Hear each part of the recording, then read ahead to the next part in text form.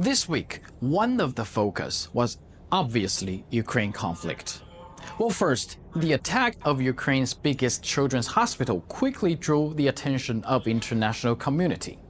On the same day, UN Secretary General put out a swift statement condemning Monday attacks, including this particular incident. The Secretary General strongly condemns today's missile attack by the Russian Federation, hitting residential and civilian infrastructure across Ukraine, including in the cities of Kyiv, Kryvyi, Dnipro, and Pokrovsk. The strike reportedly killed dozens of civilians, including children, and injured over 150 more. The incidents in which missiles hit the Okhmadit National Children's Specialized Hospital in Kyiv, which is the largest pediatric facility in Ukraine, and another medical facility in Kyiv are particularly shocking. And then on Tuesday, the Security Council held an emergency meeting on this topic. In that meeting, permanent representative of Russia to the United Nations, Ambassador Vasily Nebenzia, claimed that it was Ukraine air defense missile that hit the hospital. He even pointed out that it was Norway who sponsored the defense system. And the Ukrainian permanent representative to the United Nations, Ambassador Kyslytsya, showed what Ukraine has found. During the inspection of the scene, the investigators of the Security Service of Ukraine and the National Police found and examined fragments and parts of the air missile that struck the hospital.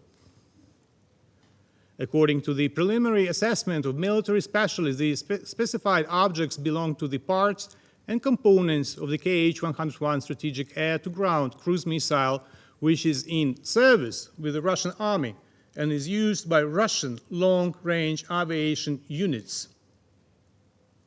The photo on the right below shows the identified fragment of the casing of the Kh-101 cruise missile with part of the serial number displayed. After the meeting, I asked Ambassador Nebenzia for his reaction. Ambassador, the Ukrainian ambassador just showed us multiple photos with what would you expect from the Ukrainian ambassador to demonstrate to you? The stray Ukrainian anti-aircraft missile? Of course, they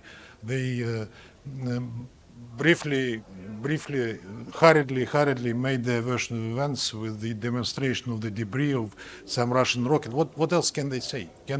Will they be willing to recognize it was their missile that hit the hospital? And when he accused me of being immoral, saying that the Russian missile would have destroyed the hospital completely, I don't see what immorality he's referring to, because indeed, if the Russian missile that was targeted to the military object would hit the hospital, then the hospital would be completely destroyed.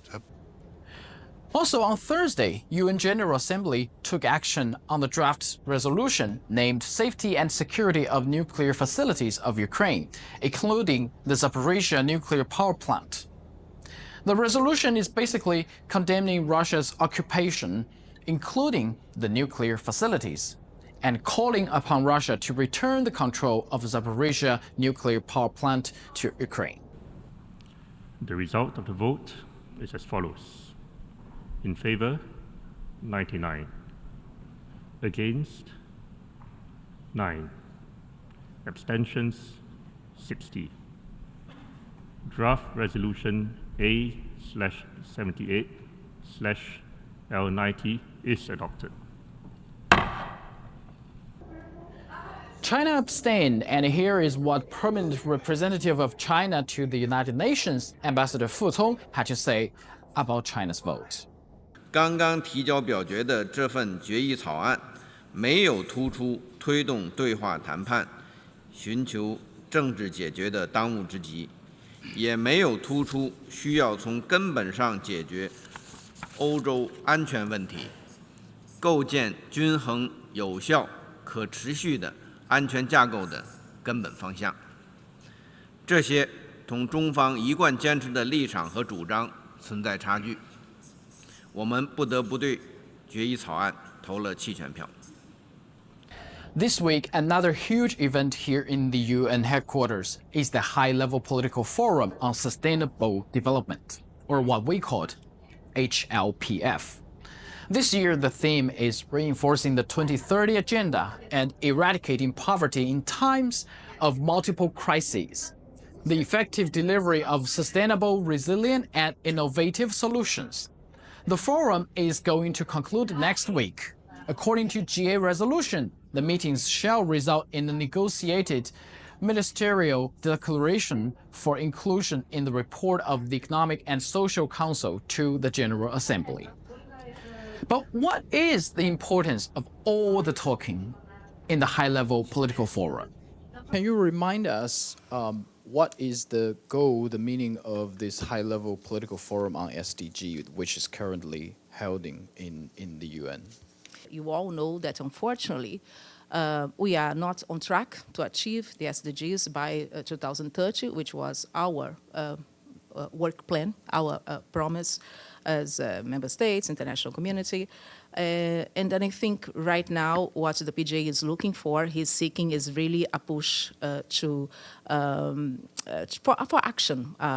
This Thursday, UN Department of Economic and Social Affairs Population Division launched its World Population Prospects 2024 report.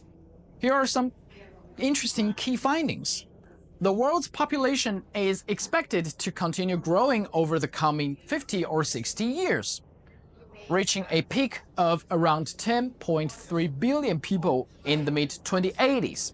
But 1 in 4 people globally already lives in a country whose population has already peaked in size.